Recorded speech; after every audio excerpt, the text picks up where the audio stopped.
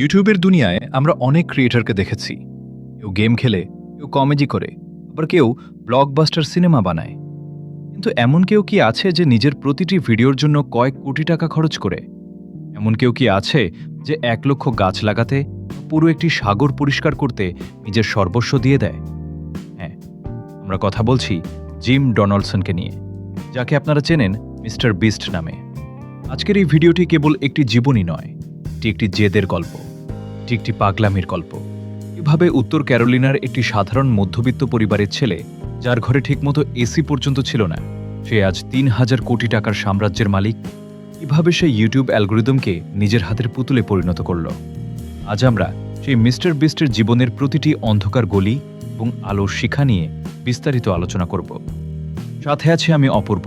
আপনারা দেখছেন the Apurba voice.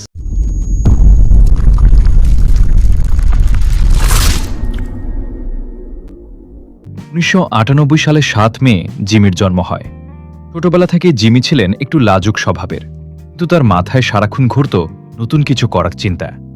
2012 সাল, এখন জিমির বয়স মাত্র 13। বন্ধুদের সাথে যখন সবাই মাঠে খেলছে, জিমি তখন নিজের ভাঙা ল্যাপটপে প্রথম চ্যানেল খুললেন, মিস্টার বিস্ট 6000। শুরুটা কিন্তু মোটেও রাজকীয় ছিল না। জিমি শুরুতে মাইনক্রাফট গেমের ভিডিও বানাতেন।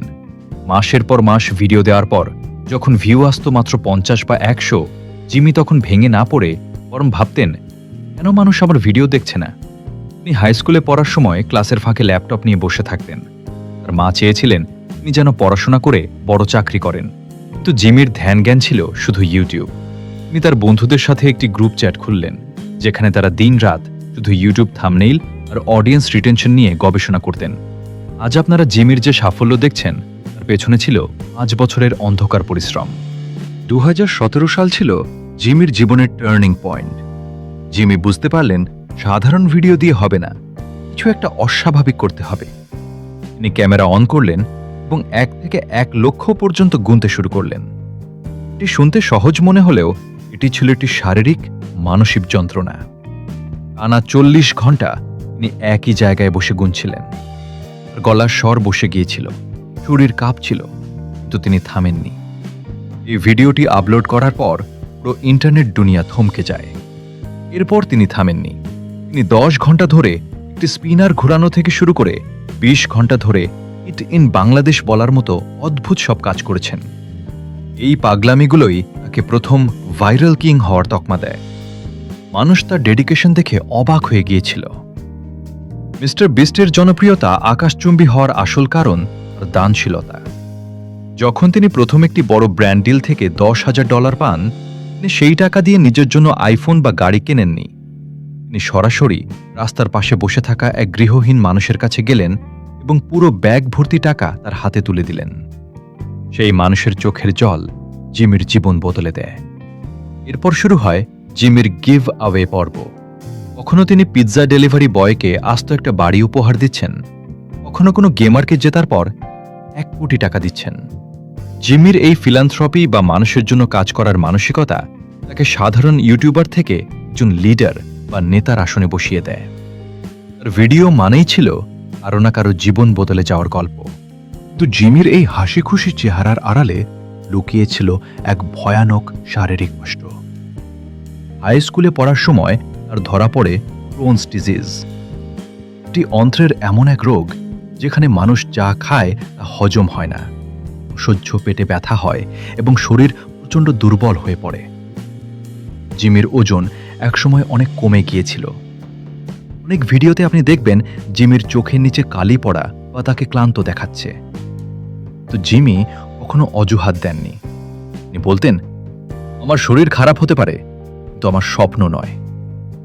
এই রোগ তাকে শিখিয়েছে সময়ের মূল্য। তিনি জানতেন না তিনি কতদিন সুস্থ থাকবেন, তাই তিনি প্রতিটি দিনকে শেষ দিন মনে করে কন্টেন্ট বানাতেন। জিমির এই অদম্য মানসিকতা আমাদের সবার জন্য একটি বড় শিক্ষা। আজকের মিস্টার বিস্ট কেবল একজন ব্যক্তি নন, তিনি একটি প্রতিষ্ঠান। আর আন্ডারে কাজ করে শয়ে শয়ে কর্মী। তিনি তৈরি করেছেন টিম ট্রিজ, যেখানে 20 মিলিয়ন গাছ লাগানো হয়েছে। তিনি তৈরি করেছেন টিম সিজ, যেখানে সমুদ্র পরিষ্কারের লড়াই চলছে। নিজের চকলেট ব্র্যান্ড ফিস্টেবলস এখন বিশ্বখ্যাত। জিমির লক্ষ্য টাকা জমানো নয়।